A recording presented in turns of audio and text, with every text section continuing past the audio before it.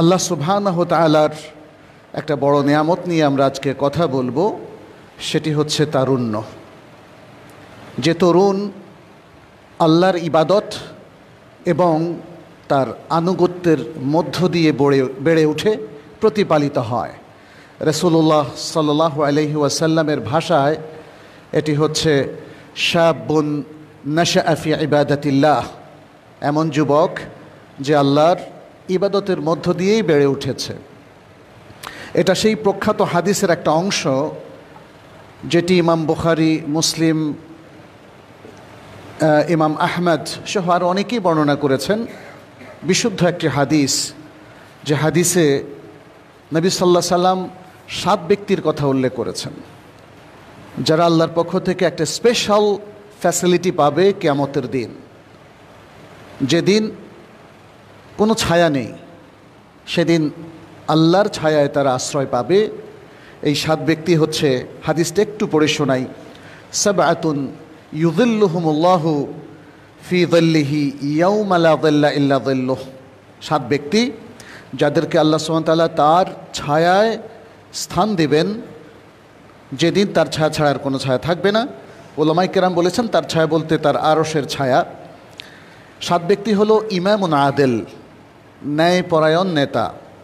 ওয়াশাবুন নাশাআ ফি ইবাদাতিল্লাহ, এমন যুবক ও তরুণ যে আল্লাহর ইবাদতের মধ্য দিয়েই প্রতিপালিত হয়েছে, বেড়ে উঠেছে। ওয়ারাজুলুন কলবুহু মুআল্লাকুন বিল মসজিদ, এবং এমন এক ব্যক্তি যার অন্তর মসজিদের সাথে সম্পৃক্ত থাকে, খুব দৃঢ়ভাবে মসজিদের সাথে সম্পৃক্ত থাকে।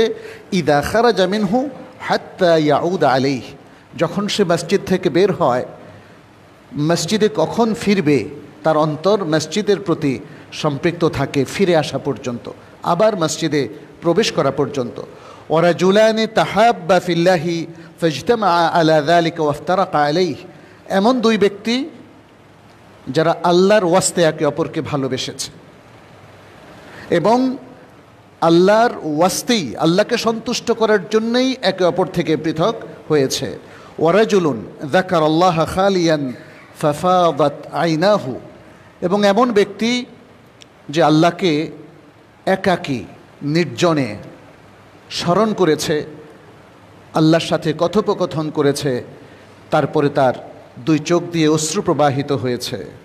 ওয়ারাজুলুন দাআতহু ইমরাআতুন যাতু মানসাবিন ওয়া জামাল ফাকালা ইন্নী আখাফুল্লাহ, এবং এমন ব্যক্তি যাকে পদমর্যাদা সম্পন্ন এবং খুবই সুন্দরী এক নারী আহ্বান করেছে, কিন্তু সে বলেছে আমি আল্লাহকে ভয় করি। ইন্নী আখাফুল্লাহ রব্বাল আলামিন, যিনি সারা মখলুক এবং জাহানের রব, মালিক।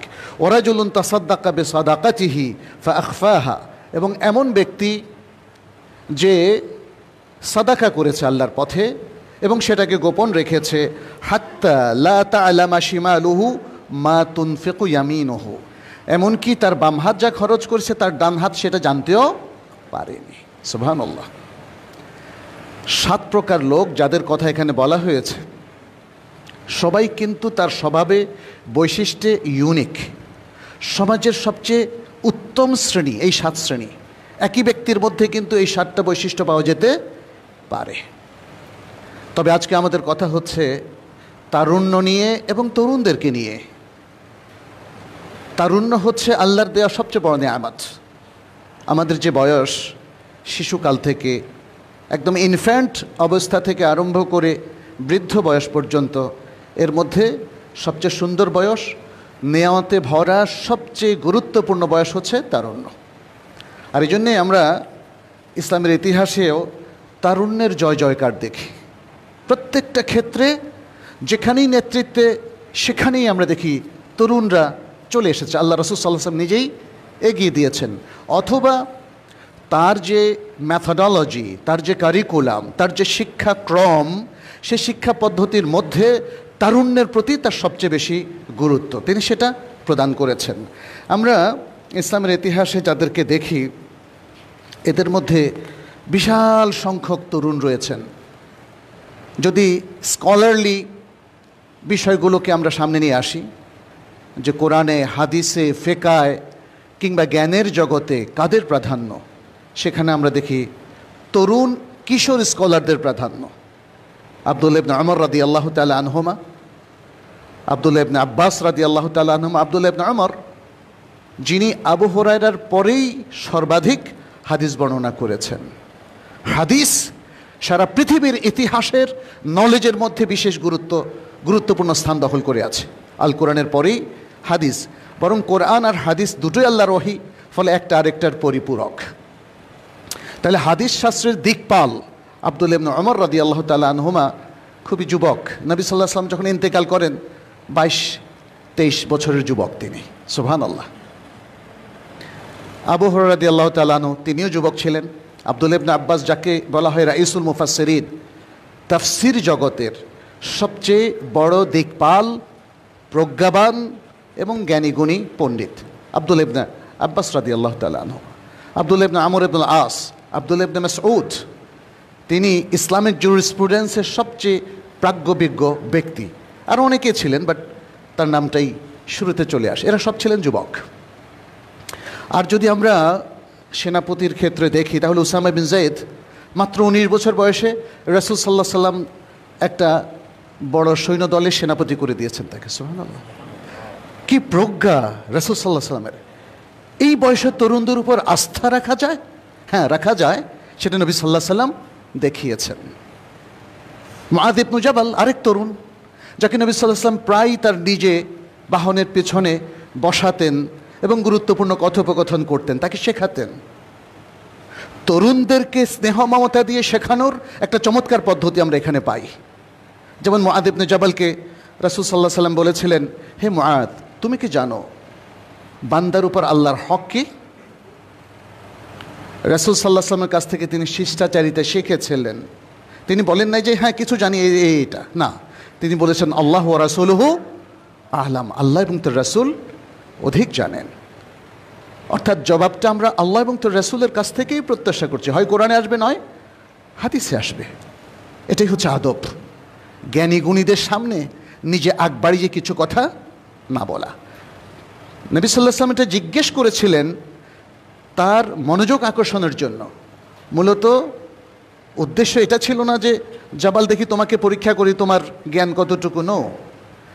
আর জাবাল বিচক্ষণ এক তরুণ, মেধাবী এক তরুণ, যে রাসূল সাল্লাল্লাহু আলাইহি ওয়াসাল্লামের উদ্দেশ্য বুঝতে পেরেছিলেন এবং আদবের সাথে তার সাথে কথোপকথন চালিয়েছেন। তখন রাসূল সাল্লাল্লাহু আলাইহি ওয়াসাল্লাম তাকে শেখালেন সারা পৃথিবীর সকল বান্দাদের উপর আল্লাহর, আমাদের রব, আমাদের ইলাহ, তার কি অধিকার রয়েছে, তার কি রাইটস রয়েছে। আজকের দেখেন আপনারা যারা ল পড়ছেন, এখানে এই রাইটসের কথা নাই। Law of Allah, rights of Allah বলছেন। দেখো, আল্লাহর অধিকার মানুষের উপর এই যে তারা একমাত্র আল্লাহর ইবাদত করবে, তার সাথে শরিক করবে না। এরপর জিজ্ঞেস করলেন, মুআজ, তুমি কি জানো আল্লাহর উপর বান্দার কি হক রয়েছে?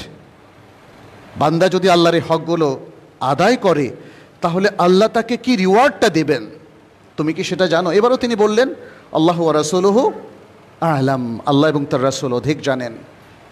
তখন রাসূল সাল্লাল্লাহু আলাইহি ওয়াসাল্লাম বললেন, যদি বান্দা এভাবেই আল্লাহর ইবাদত করে যে আর কারো ইবাদত করলো না, আল্লাহর সাথে কারো শরিক করলো না, শিরক কুফরি নাস্তিকতা মুক্ত এক তরুণ হিসাবে যদি সে নিজেকে অথবা মানুষ হিসাবে নিজেকে গড়ে তুলতে পারে, তাহলে আল্লাহ তাআলা কখনো তাকে শাস্তি দেবেন না। সুবহানাল্লাহ, সুবহানাল্লাহ, সুবহানাল্লাহ। এ হচ্ছে রিয়াল এডুকেশন। একদল নৈতিকতা বোধ সম্পন্ন তরুণ আমরা তৈরি করতে চাই, গঠন করতে চাই।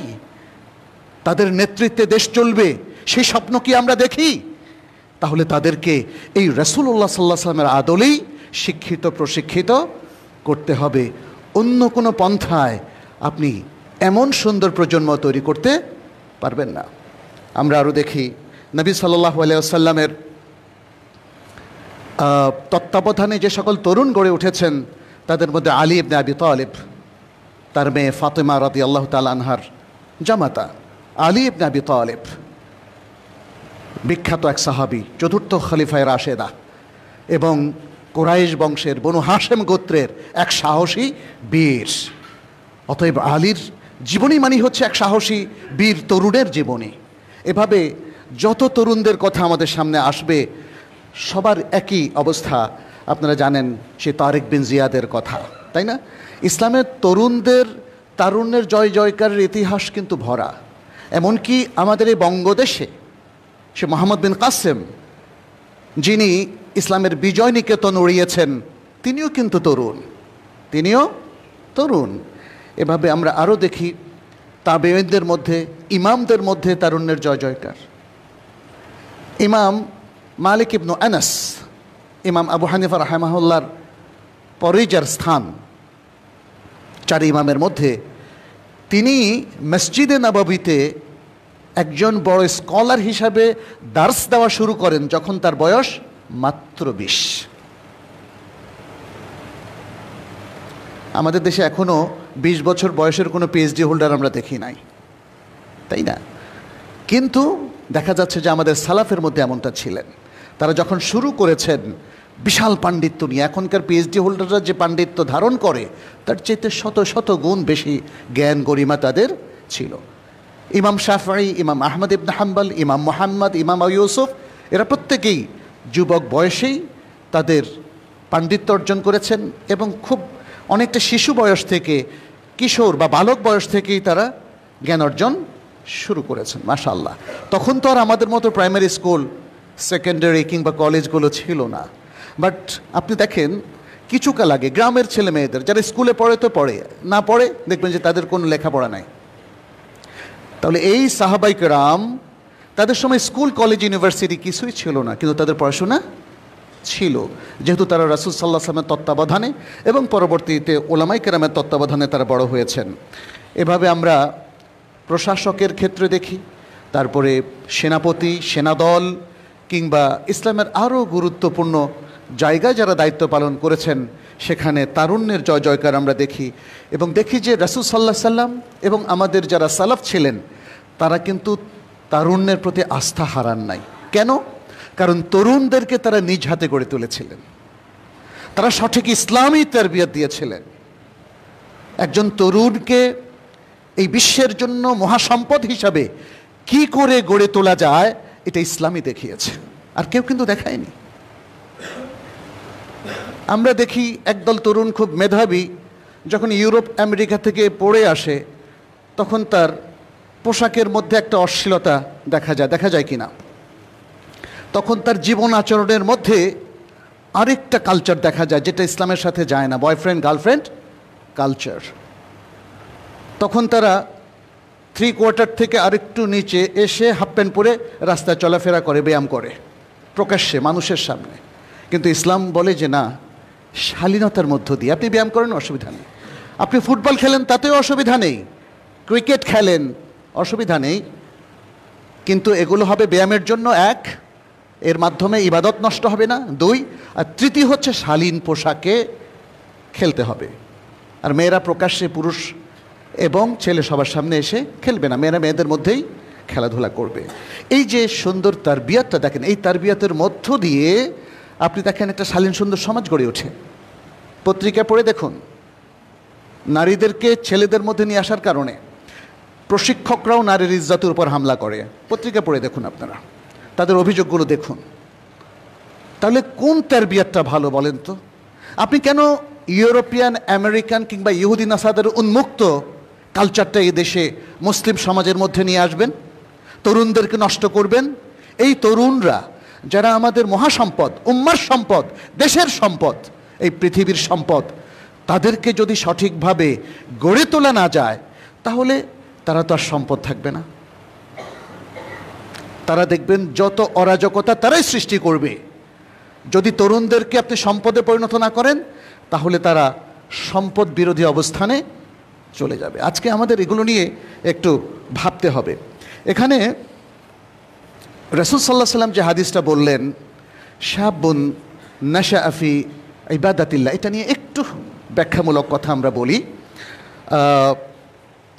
এখানে শাবুন নাশাআ ফি ইবাদাতিল্লাহ, আল্লাহর ইবাদতে যে তরুণ বেড়ে ওঠে, কি বুঝাতে চেয়েছেন রাসূল সাল্লাল্লাহু আলাইহি ওয়াসাল্লাম?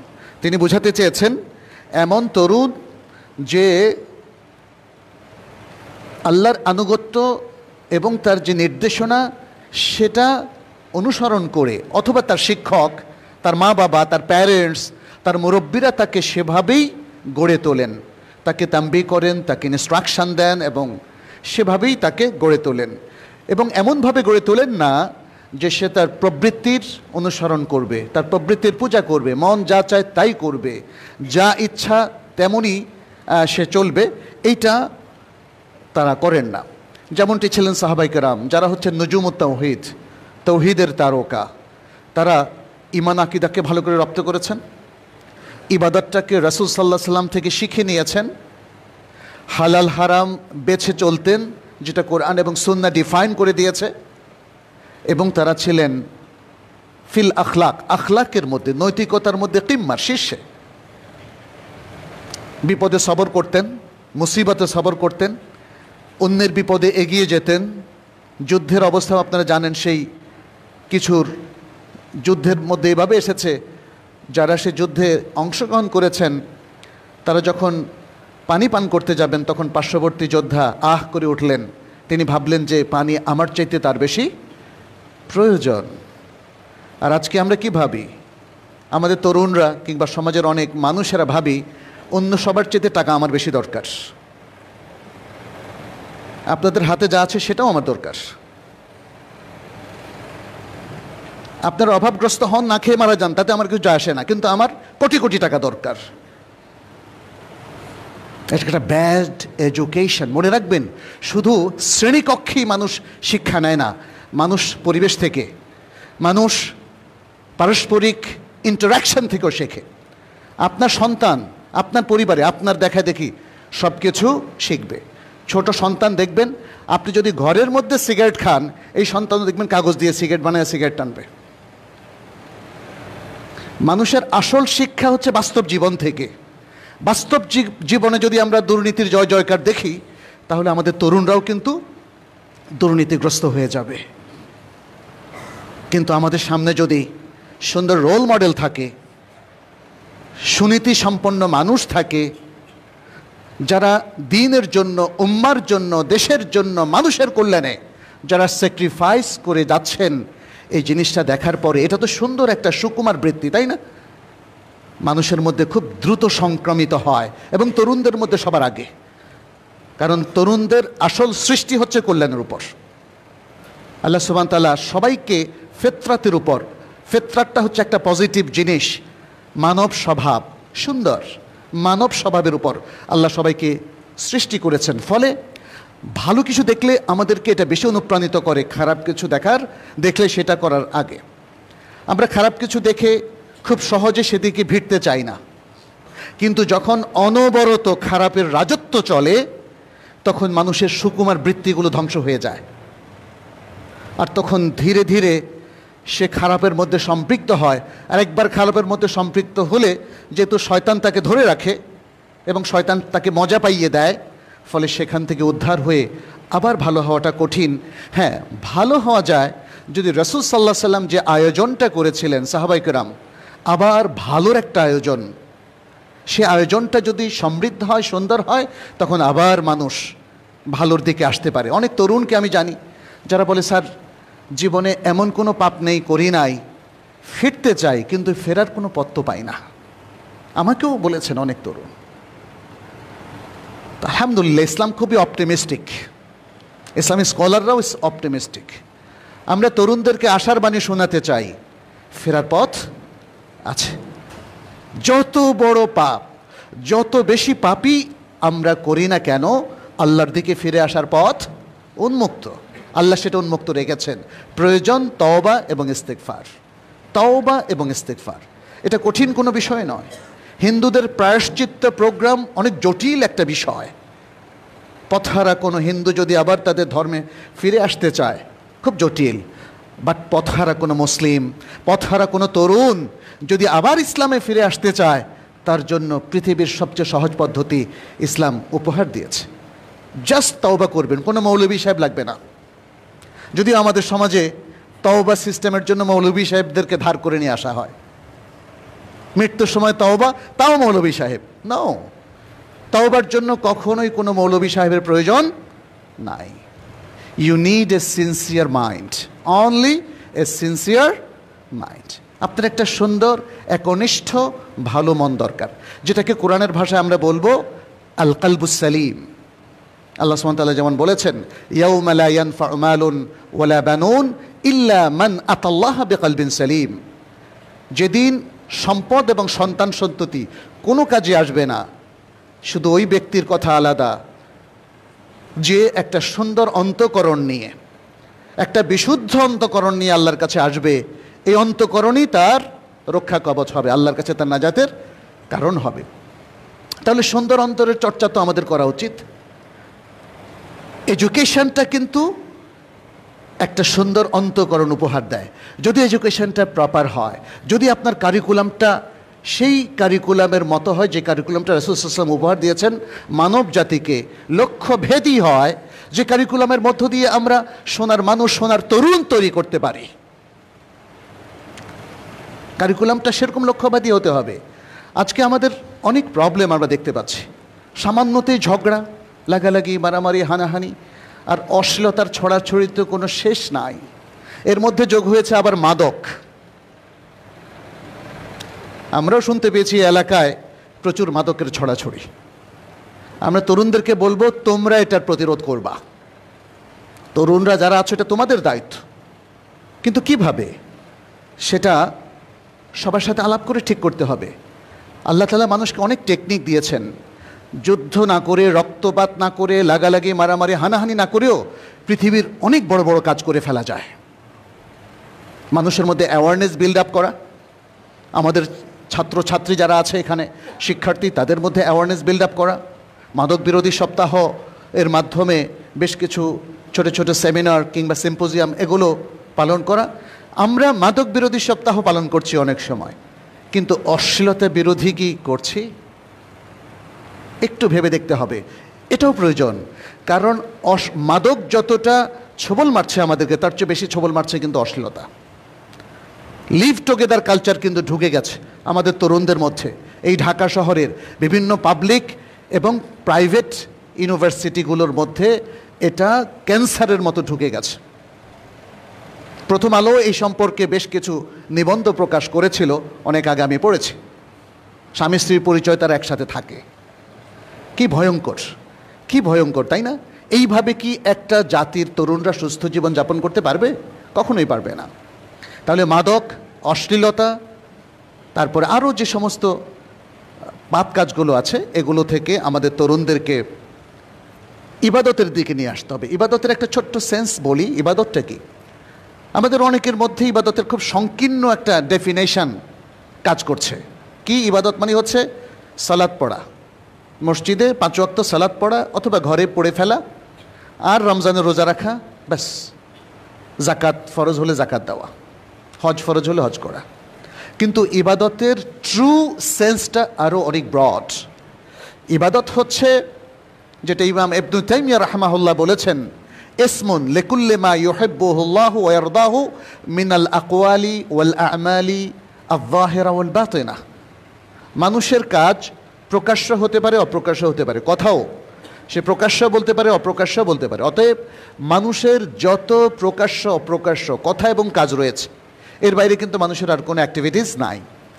এগুলোর মধ্য থেকে যেগুলো আল্লাহ তাআলা ভালোবাসেন এবং পছন্দ করেন, সেটাই হচ্ছে ইবাদত। খুব সহজ। আপনি কি আজকে যতগুলো কাজ করেছেন, যতগুলো কথা বলেছেন, সেটা কি আল্লাহর পছন্দনীয় হয়েছে? প্রশ্ন হচ্ছে, আল্লাহ পছন্দ করেন কিভাবে জানবো? জানার কি উপায় আছে কিনা বলেন তো? অবশ্যই আছে। কোরআন সুন্নাহ আমাদেরকে ডিফাইন করে দিয়েছে ডু আর ডু নটস, কোনটা করা যাবে, কোনটা করা যাবে না, কোনটা বলা যাবে, কোনটা বলা যাবে না। ফলে আপনি যদি কোরআন সুন্নাহর আলোকে নিজের জীবনের করণীয় বর্জনীয়গুলো সাজিয়ে নিতে পারেন, তাহলে আপনার প্রত্যেকটা মোমেন্ট, প্রত্যেকটা অ্যাক্টিভিটিস, প্রত্যেকটা action will be according to the instruction of Allah and Rasulullah sallallahu alaihi wasallam. আল্লাহ এবং রাসূলের মতো করে যদি জীবন চালনা করতে পারেন প্রত্যেকটা মুভমেন্টে, প্রত্যেকটা কাজে কর্মে, তাহলে এটাই ইবাদত। এটা হলো ইবাদত ট্রু ডেফিনেশন। তার মানে হচ্ছে তাহলে তরুণরা তাদের জীবনটাকে ইবাদত বানিয়ে নেবে। তরুণরা তাদের ক্লাসরুমেও আল্লাহর ইবাদত করবে, তার টিচারের সাথে যখন কথা বলবে, ক্লাস করবে, সেখানেও ইবাদত করবে। তরুণরা যখন খেলবে সেটাও ইবাদত হবে। তারা যখন হাঁটবে, ব্যায়াম করবে, তারা যাই করুক না কেন প্রত্যেকটাই ইবাদত হবে যদি আল্লাহ এবং রসুলের ইনস্ট্রাকশন এবং নির্দেশনা তারা ফলো করে। এবং এর মধ্য দিয়ে শাবুন নাশা আফি ইবাদাতিল্লাহর যে সঠিক অর্থটা সেটা প্রতিফলিত হবে। আমাদের কোনো শাবাব বা তরুণ মসজিদে এসে 2 রাকাত নামাজ পড়লো মাঝে মাঝে, অথবা 5 ওয়াক্তই পড়লো ধরলাম ইমামের সাথে, ভালো, অবশ্যই এটা ভালো কাজ। কিন্তু সে যদি ভাবে মসজিদের 4 দেয়ালের বাইরে আর কোনো ইসলাম নাই এবং আমাকে আর কোনো কিছু মেনে চলতে হবে না, তাহলে কি এই যে তরুণের কথা রাসূল সাল্লাল্লাহু আলাইহি ওয়াসাল্লাম বলেছেন সে কি তাদের মধ্যে অন্তর্ভুক্ত হতে পারবে? শাবুন নাশা ফি ইবাদাতিল্লাহ। তাহলে তরুণদেরকে মনে রাখতে হবে যে তাদের পাপও বর্জন করতে হবে, অন্যায়কে বর্জন করতে হবে, অশ্লীলতাকে বর্জন করতে হবে, হারামকে বর্জন করতে হবে। এবং তরুণদেরকে মনে রাখতে হবে তারা এমন তরুণ হবে শাবাবুন ইগতানামু শাবাবাহুম ক্বাবলা হারামিহিম, যারা তাদের এই যৌবন এবং তারুণ্যকে বৃদ্ধত্ব আসার আগেই কাজে লাগিয়েছে। তারা তাদের মৃত্যু আসার আগেই জীবনকে কাজে লাগিয়েছে। তারা ব্যস্ত হয়ে যাওয়ার আগেই তাদের অবসর সময়কে কাজে লাগিয়েছে, অসুস্থ হয়ে যাওয়ার আগেই তাদের সুস্থতাকে কাজে লাগিয়েছে, এবং দরিদ্র হয়ে যাওয়ার আগেই আল্লাহ তাদেরকে যে সচ্ছলতা দিয়েছেন, হাতে টাকা পয়সা দিয়েছেন, সেগুলোকে তারা ঠিকমতো কাজে লাগিয়েছে। তাহলে এই তরুণরাই তো আসলে পারবে ইবাদতের মধ্যে নিজেকে গড়ে তোলার। এরপরে তরুণদের এই তারুণ্যের বয়সটা একদিকে যেমন অত্যন্ত সম্ভাবনাময়, ঠিক একইভাবে বিপরীত দিক থেকে অত্যন্ত ঝুঁকিপূর্ণও বটে। সম্ভাবনার কথাগুলো তো আমরা বললাম, তাই না? যেভাবে বেড়ে উঠলে সে উম্মার সম্পদে পরিণত হবে, পৃথিবীর সম্পদে পরিণত হবে। আর ঝুঁকিপূর্ণ কোন দিক থেকে? ঝুঁকিপূর্ণ কারণ তারুণ্যের এই বয়সেই সবচেয়ে বেশি পাপ তার জীবনে হানা দেয়, পাপের সুযোগ সৃষ্টি হয়, এবং শয়তান তার জন্য প্রত্যেকটা মোমেন্ট ব্যয় করে। মনে রাখবেন, শয়তান কিন্তু বুড়োদের পিছনে বেশি সময় দেয় না। শয়তান কাদের পেছনে বেশি সময় দেয়? তরুণদের পেছনে। কারণ একজন তরুণকে যদি বক্র করা যায়, ভ্রষ্ট করা যায়, যদি পথহারা করা যায়, তাহলে একটা দেশকেও নষ্ট করে দেওয়া যায়, একটা সমাজকে নষ্ট করে দেওয়া যায়, একটা পরিবারকে ধ্বংস করে দেওয়া যায়। তরুণের সাথে তরুণীদের কথাটাও আপনারা বুঝে নেবেন। আমরা সাধারণত কথা বলার সময় এই যে পুংলিঙ্গের শব্দগুলো বেশি ইউজ করি, কিন্তু আসলে তরুণ তরুণী দুটোই বোঝানো উদ্দেশ্য। ঠিক কোরআনে হাদিসেও তাই মুযাক্কার শব্দটা ইউজ করা হয়, কিন্তু বোঝানো হয় নারী পুরুষ সকলকেই। দেখুন, একটা ছোট্ট ফ্যামিলিতে স্বামী যদি বখাটে হয়, ওই ফ্যামিলিটা ধ্বংস না? স্ত্রী যদি পরকীয়া লিপ্ত হয়, ওই ফ্যামিলিটা ধ্বংস না? বলেন তো। মানে ছোট্ট একটা ট্রমেটিক সিচুয়েশান যদি তৈরি হয়, তাহলে একটা পরিবার, অনেকগুলো জীবন ধ্বংস হয়ে যায়।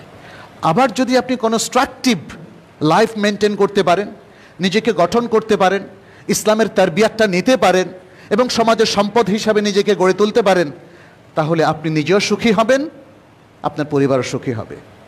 আপনার সমাজ হবে একটা চমৎকার সমাজ, যে সমাজের মধ্যে তরুণদের দিকে তাকালেই বুকটা ভরে যায়, মনটা আনন্দে চঞ্চল হয়ে ওঠে, এবং আল্লাহর কাছে শুকরিয়ায় আমাদের সেজদায় আমরা অবনত হই।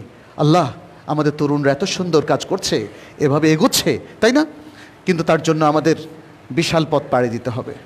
আমাদেরকে ঝুঁকিগুলো সামনে রেখে আমাদেরকে নির্ধারণ করতে হবে, আমাদের এডুকেশন সিস্টেমটাকে ঢেলে সাজাতে হবে।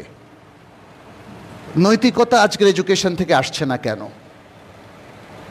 স্কুলে কলেজে পড়ার পরে বিশুদ্ধ পদ্ধতিতে নামাজ পড়াটা শিখছে না কেন? আমরা নামাজগুলোকে কিংবা এই যে আনুষ্ঠানিক ইবাদতগুলো আছে এগুলোকে রিচুয়াল মনে করি, এটা ভুল। ইসলামের তারবিয়াতের মেইন জায়গাই হচ্ছে এই সালাত, সিয়াম, হজ, জাকাত, এগুলোর যে এডুকেশন, এটা অত্যন্ত গুরুত্বপূর্ণ। তরুণদেরকে সেই চিন্তাটা দেওয়া হচ্ছে না আমাদের এডুকেশনের মধ্য দিয়ে, বরং মনে হচ্ছে এগুলো ব্যক্তিগত ইবাদত, এগুলো কেউ করলেও ওকে, না করলেও সমস্যা নাই। এর ফলে একটা বিপর্যয়ের মধ্যে আমাদের তরুণরা পড়ে যাচ্ছে। ইবাদত যেই তরুণ করে না, সেই তরুণ রবের থেকে ডিটাচড হয়ে যায়। মনে রাখবেন, রবের থেকে বিচ্ছিন্ন হয়ে যায়, আল্লাহ থেকে বিচ্ছিন্ন হয়ে যায়। আর যে আল্লাহ থেকে বিচ্ছিন্ন হয়ে যায়, তখন তার সাথী হয় কে বলেন তো? শয়তান। শয়তান কি তাকে সুপথে পরিচালিত করবে না বিপথে? বিপথে, বিপথে। আজকের তরুণদের লাইফস্টাইলের উপর আপনারা সার্ভে করুন। আমি বলবো দিন দরদি মুসলিম সার্ভেয়ার প্রয়োজন, সমাজবিজ্ঞানী প্রয়োজন, যারা একটু দেখুক আজকে আমাদের তরুণদের কত অংশের মধ্যে নৈতিকতা আছে, নৈতিকতা বোধ আছে, নৈতিকতা সংরক্ষণ করে তারা চলে, পাপমুক্ত জীবনযাপনে সচেষ্ট কত পার্সেন্ট তরুণ, এটা দেখা দরকার না? তাহলে যে তরুণরা ঝুঁকিপূর্ণ জীবনযাপন করছে, সেই তরুণদের এডুকেশন নিয়ে আমাদের সমাজের লোকদের, পলিসি মেকারদের, দেশ যারা চালায় তাদের ভাবতে হবে। আপনি দেশের অর্থনৈতিক মন্দা দূর করতে চান, অথচ দুর্নীতি দূর করতে চান না। আপনি দেশের অনৈতিকতা দূর করতে চান, অথচ অশ্লীলতা দূর করতে চান না। এটা কিভাবে সম্ভব? আপনি দেশের সমৃদ্ধি চান, যেই দেশের অধিকাংশ মানুষ হচ্ছে মুসলিম, অথচ অমুসলিম কৃষ্টি কালচারকে আপনি দেশের উপর চাপিয়ে দিতে চান। আপনি ইসলামের যে চমৎকার বিবাহ প্রথা, নারী পুরুষের মধ্যে একটা পবিত্র বন্ধন, সেটিকে গুরুত্ব দিচ্ছেন না। সমকামিতা বা এগুলোকে মানবাধিকার বলে আপনি দেশের উপর চাপিয়ে দিতে চাচ্ছেন। এইভাবে কি একটা তরুণ সুন্দর সমাজ গড়ে উঠতে পারে বলেন তো? আজকে যারা সমকামীদের অধিকার নিয়ে কথা বলছেন, তারা সমাজে এমন কিছু ছড়াচ্ছেন, সেই প্রচার মাধ্যম, নাটক, সিনেমা থেকে আরম্ভ করে আরও এমন কিছু উপাদান, এলিমেন্টস, যেগুলো দিয়ে ব্যাপকভাবে এই বিপদগামী সমকামী মানুষ তৈরি হয়। এটা বললাম এজন্যে, ঝুঁকিগুলো বোঝানোর জন্যে। আমাদের তরুণরা কিন্তু ভয়ঙ্কর ঝুঁকিতে আছে। যারা মাদক ব্যবসায়ী, তারা প্রথমে টার্গেট নেয় তরুণদেরকে। আমি আমার কিশোর বয়সে শুনতাম যে ইউনিভার্সিটি স্টুডেন্টদের তাদের টার্গেট, কিন্তু এখন তো দেখি ছোটো বাচ্চারাও তাদের টার্গেট। ইংলিশ মিডিয়াম স্কুলের বাচ্চারা যারা 7, 8 স্ট্যান্ডার্ডে পড়ে, তারাও কিন্তু মাদকের, তারাও কনজিউমার। খেয়াল করে দেখেন কিভাবে এই শিশুরা, এই কিশোররা কনজিউমার হলো মাদকের। কারা এদেরকে টার্গেটে পরিণত করলো? আমরা কেন পারছি না? আমরা যারা শিক্ষক, আমরা যারা অভিভাবক, কেন এই ঝুঁকিগুলো আমরা মোকাবেলা করতে পারছি না? ভাবা দরকার না? অতএব আজকে আমি সুন্দর সুন্দর কথা বলে গেলাম, আপনাদেরকে বললাম তরুণরা তোমরা ভালো হয়ে যাওয়ার, অন্যদেরকে বললাম এভাবে হওয়া দরকার। এটাতে কাজ হবে না, ঝুঁকি আগে মোকাবেলা করতে হবে। মনে রাখবেন, আপনারা সোয়াট অ্যানালাইসিসের কথাও জানেন, এখানে ঝুঁকির কথা আছে, থ্রেটসের কথা আছে। থ্রেট যদি বন্ধ করতে না পারেন, তাহলে তার বিয়া কিন্তু কাঙ্ক্ষিত লেভেলে পৌঁছবে না। এডুকেশনটাকে কাঙ্ক্ষিত লেভেলে পৌঁছানো যাবে না। আজকে বিশ্ববিদ্যালয়গুলোরও বিশাল বড় দায়িত্ব রয়েছে। যারা শিক্ষাবিদ তাদের দায়িত্ব রয়েছে, ইমাম খতিব যারা আছেন তাদেরও দায়িত্ব রয়েছে মানুষকে সচেতন করে গড়ে তোলা এবং মানুষকে, আমাদের তরুণদেরকে সবাইকে একটা সুন্দর তারবিয়াতের আন্ডারে নিয়ে আসা। তো এখানে তরুণদের যে আরও ঝুঁকিগুলো অসংখ্য, আসলে নাইট ক্লাবের ঝুঁকি, ইন্টারনেটের ঝুঁকি, তাই না, পর্নের ঝুঁকি। অনেক ডাক্তারের সাথে আলাপ হয়েছে যারা পর্ন নিয়ে গবেষণা করেন, তাদের কাছে সার্ভের কথা শুনে তো আমরা হতবাক, বিশ্বাস করাটা কঠিন যে এই ঢাকা শহরের 70% তরুণ পর্ন দেখে। কিভাবে এদেরকে আমরা নিয়ে আসবো ওই অন্ধকার জগৎ থেকে বলেন তো? কিভাবে ওদেরকে একটা সুন্দর সুকুমার বৃত্তির উপর তারবিয়ত দেব বলেন তো? তাই না? বিশাল ব্যাপার। কিন্তু আমাদের ঝুঁকিগুলো আরও ব্যাপকভাবে অ্যানালাইসিস করতে হবে। আমরা তরুণদেরকে সম্পদ বানানোর স্বপ্ন দেখছি, কিন্তু কিছু জিনিস বন্ধ না করলে, এবং এখানে আমাদের ন্যাশনাল পলিসির কথাও চলে আসে। আমরা জানি মালয়েশিয়া, সিঙ্গাপুর, এরকম বেশ কিছু মুসলিম অমুসলিম দেশে পর্নো সাইটগুলো একদমই বন্ধ করে দেওয়া হয়েছে। ভিপিএন টাইপের যে সিস্টেম, সেটাও যাতে চালু না হয় ইত্যাদি, এগুলো আমাদেরকে ভাবতে হবে। তরুণদের হাতে ধ্বংসাত্মক সব কিছু তুলে দিয়ে আমি যদি বলি বাবা তুমি ভালো হয়েও চলো, এটা সম্ভব না, এটা সম্ভব না। আর তরুণদেরকে আমি বলবো, যারা তোমরা মেধাবী তরুণ, সেলফ প্রোটেকশন নিয়ে নাও। ওই আশায় থেকো না যে তোমার বাবা তোমাকে সুন্দর করে শিশুর মতো চালাবে সারা জীবন, কিংবা তোমার শিক্ষক তোমাকে গাইড করবে, অথবা রাষ্ট্র তোমাকে দেখাশোনা করে মানব সম্পদে পরিণত করবে। এখন বিভিন্ন দেশের মানব সম্পদের ধারণাও পাল্টে গেছে, হিউম্যান রিসোর্সের ধারণাও পাল্টে গেছে। আপনি জাগতিক বৈষয়িক কাজগুলো ঠিকমতো আদায় করলে আপনি মানব সম্পদ, এর বাইরে আপনি যা ইচ্ছা তাই করেন, অশ্লীল জীবনের মধ্যে ডুবে থাকেন, কোনো কিছু এসে যায় না। কিন্তু ইসলামে এসে যায়, আর আপনার জন্য এটা আরও কঠিন। আপনার আখিরাত কিন্তু বরবাদ হয়ে যাবে যদি আপনি নিজেকে আল্লাহর ইবাদতের মধ্য দিয়ে তৈরি করতে না পারেন। অতএব আমি আপনাদেরকে আহ্বান করব, এই যে আমাদের প্রিয় রাসূল সাল্লাল্লাহু আলাইহি সাল্লাম ছোট্ট ছোট্ট কথা দিয়ে, এগুলো মাস্টারপিস এক একটা, এগুলো নিয়ে একটু ভাবুন। এই কথা দিয়ে আমাদেরকে যে অনুপ্রেরণা দিয়েছেন, যে দিক নির্দেশনা দিয়েছেন, আসুন সেটা আমরা গ্রহণ করি।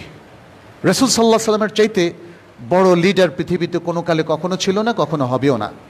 যে কোনো পার্সপেক্টিভ থেকে তিনি পৃথিবীর সবচেয়ে বড় নেতা। ধর্ম কিংবা ইসলামের দিক থেকে, সোশ্যাল দিক থেকে, রিলিজিয়াস দিক থেকে, পলিটিক্যাল দিক থেকে, ইন্টালেকচুয়াল দিক থেকে, নলেজের দিক থেকে, এডুকেশনের দিক থেকে, যে কোনো দিক থেকে আপনি তাকে কনসিডার করেন না কেন, তিনি হচ্ছেন ওয়ার্ল্ডের সবচেয়ে ইউনিক ব্যক্তি, বড় নেতা, বড় ব্যক্তিত্ব, শ্রেষ্ঠ ব্যক্তিত্ব, যেটি আল্লাহ সুবহানাহু ওয়া তাআলা আল কোরআনে বারবার বলে দিয়েছেন। এই জন্য তিনি বলেছেন তিনি হচ্ছেন সারা বিশ্বের জন্য রোল মডেল। লাকাদ কানা লাকুম ফি রাসূলিল্লাহি উসওয়াতুন হাসানাহ, রাসূলুল্লাহর মধ্যে তোমাদের জন্য রয়েছে উত্তম আদর্শ। অতএব আমাদের উচিত হবে তাকেই আদর্শ হিসাবে গ্রহণ করে আমাদের সব কিছু ঢেলে সাজানো, আমাদের সোশ্যাল অর্ডার, আমাদের পলিটিক্যাল সিস্টেম, আমাদের এডুকেশন সিস্টেম, আমাদের এডুকেশনাল কারিকুলাম, আমাদের ইন্টালেকচুয়াল ডিসকোর্স, এই সব কিছু রাসূল সাল্লাল্লাহু আলাইহি ওয়াসাল্লামের আদলেই যদি করতে পারি, যেহেতু তিনি শ্রেষ্ঠ মানুষ, অতএব তার মডেলটাও শ্রেষ্ঠ, আর আমরাও যদি শ্রেষ্ঠ মডেল ফলো করতে পারি, তাহলেই সম্ভব এই জাতির উত্থান, তাহলেই সম্ভব আমাদের জাতির সবাইকে সম্পদে পরিণত করা। আল্লাহ আমাদের সে তৌফিক দান করুন। আকুলু কাউলি হাদা ওয়া আস্তাগফিরুল্লাহ লি ওয়া লাকুম ওয়া লিসাইরিল মুসলিমিন ফাস্তাগফিরুহু ইন্নাহু হুয়াল গাফুরুর রহিম।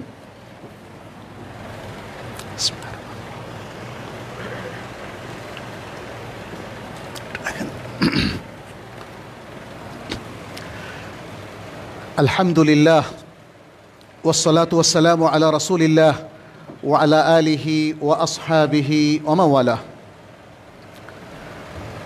اللهم تقبل منا إنك أنت السميع العليم وتب علينا إنك أنت التواب الرحيم. ربنا عليك توكلنا وإليك أنبنا وإليك المصير. اللهم علمنا ما جهلنا وذكرنا ما نسينا وزدنا هدى وتقى يا رب العالمين. عباد الله, আল্লাহ সুবহানাহু ওয়া তাআলার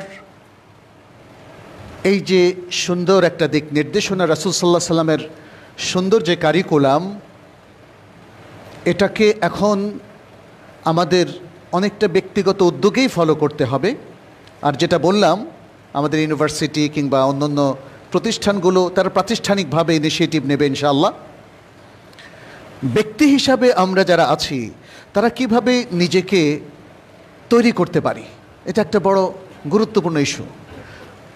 ইউনিভার্সিটি, সমাজ, রাষ্ট্র তারা কবে নীতিমালা ঠিক করবে তার জন্য বসে থাকলে কিন্তু চলবে না।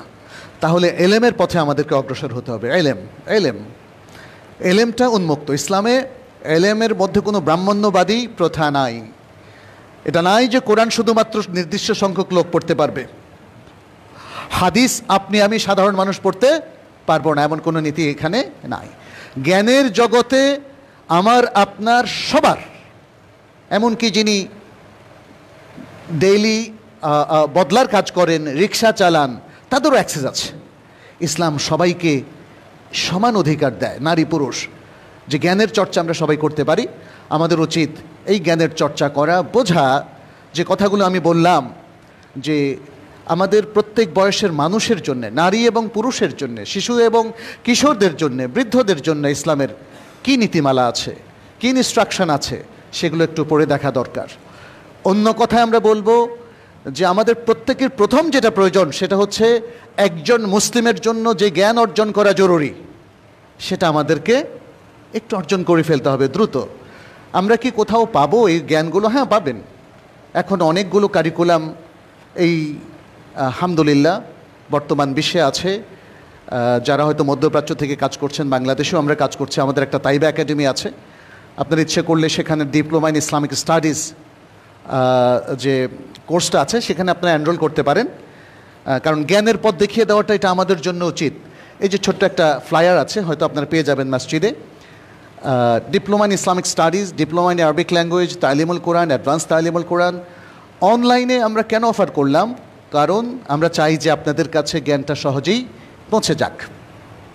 একদমই কিছু না শেখার চাইতে কিছু তো শেখা ভালো, তাই না? ফলে আপনারা জ্ঞানের সাথে পরিচিত হন এবং তারপরে আমি বলবো সরাসরি অল্প সময়ের মধ্যে বিভিন্ন শায়েখরা রয়েছেন, বিভিন্ন স্কলাররা আছেন, তাদের দার্সে অনলাইন লাইভ কিংবা সরাসরি আপনারা অংশগ্রহণ করতে পারেন। ঢাকার বিভিন্ন জায়গায় আমরাও এভাবে দার্স দিয়ে থাকি এবং আমার বিশ্বাস যে এই মসজিদেও দার্স হয়। এখানে ড্যাফোডিল ইসলামিক সেন্টার রয়েছে, এই সেন্টারের সাথে আমিও যুক্ত রয়েছি আলহামদুলিল্লাহ। নানাভাবে এটাকে সুপারভাইজ করা, সে কাজগুলো আমরা করছি। আমরা আশা করি এই সেন্টারের মাধ্যমে আপনারা আরবি শিখতে পারবেন।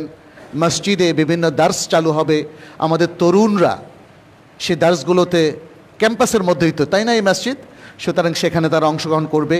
এখানে আমি মনে করি তাফসির, হাদিস এবং ফিকহের আলোচনা, আকিদার আলোচনা, ইসলামের ইতিহাস, সিরাতুন নবী, এই ধরনের বিভিন্ন বিষয়ভিত্তিক আলোচনা বিভিন্ন স্কলাররা করতে পারেন। এবং পাশাপাশি আরবি শেখা, কোরআন শেখা। এখানে প্রায় 30,000-এর মতো স্টুডেন্ট আছে আমি যতটুকু জানি, এর কাছাকাছি হবে বা একটু বেশিও হতে পারে। শিক্ষক, কর্মচারী, কর্মকর্তার সংখ্যা 2,000-এরও বেশি। ফলে আপনাদের এই যে এত জ্ঞানের এত চমৎকার পরিবেশ, এই পরিবেশের সাথে আপনারা দিনই জ্ঞানটাকে সম্পৃক্ত করে নেন। ইনশাআল্লাহ আশা করি এর মধ্য দিয়ে ড্যাফোডিল ইউনিভার্সিটি বেশ সুনাম কুড়িয়েছে, আরও সুনাম কুড়াতে পারবে ইনশাআল্লাহ, যদি এখানকার লোকজন অনেক বেশি নৈতিকতাবোধে উদ্বুদ্ধ হন। আর এই প্রতিষ্ঠানের ড্যাফোডিল ইসলামিক সেন্টারের সাথে আমরাও কাজ করেছিলাম গত বছর। যে আপনারা জানেন গত বছর নভেম্বরে সুন্নাহ কনফারেন্স হয়েছিল, আমাদের তাইবা একাডেমিও পার্টনার ছিল, ড্যাফোডিল ইসলামিক সেন্টার ছিল, কুলিয়াতুল কোরআন রাসাতুল ইসলামিয়া ছিল, আমাদের ইমাম বুখারী ট্রাস্ট ছিল। ফলে এই প্রতিষ্ঠানগুলো একে অপরের পরিপূরক। আপনারাও আসুন, এগুলোর সাথে সম্পৃক্ত হন, সম্পৃক্ত হয়ে আসুন, দেশটাকে আমরা আলোকিত করি, সমৃদ্ধ করি। মনে রাখবেন, জ্ঞান দিয়েই একটা জাতি উন্নত হতে পারে, জ্ঞান দিয়ে একটা সমাজ আলোকিত হতে পারে, একটা পরিবেশ আবারও দুর্নীতি দূর করে সুনীতির মধ্যে ঐক্যবদ্ধ হতে পারে। জ্ঞান জ্ঞান জ্ঞান জ্ঞানের আলোকে ঐক্যবদ্ধ হওয়া সম্ভব, অন্য কিছুর ভিত্তিতে সম্ভব নয়। আল্লাহ আমাদের সবাইকে তৌফিক দান করুন। যারা বিভিন্ন দুরবস্থায় আছেন, অভাব অনটনের মধ্যে আছেন, আল্লাহ সেগুলো দূর করে দিন। যারা অসুস্থ আছেন, আল্লাহ তাদেরকে সুস্থ করে দিন। আল্লাহ আমাদের সকল হাজাতকে পূরণ করে দিন। আমাদের এই প্রিয় বাংলাদেশে আল্লাহ যেন বরকত নাজিল করেন। এর থেকে আল্লাহর যত পরীক্ষা, আযাব, গজব সব যেন আল্লাহ উঠিয়ে নেন। আমাদের এই বাংলাদেশের মানুষগুলোকে আল্লাহ যেন পূর্ণ দিশা দান করেন।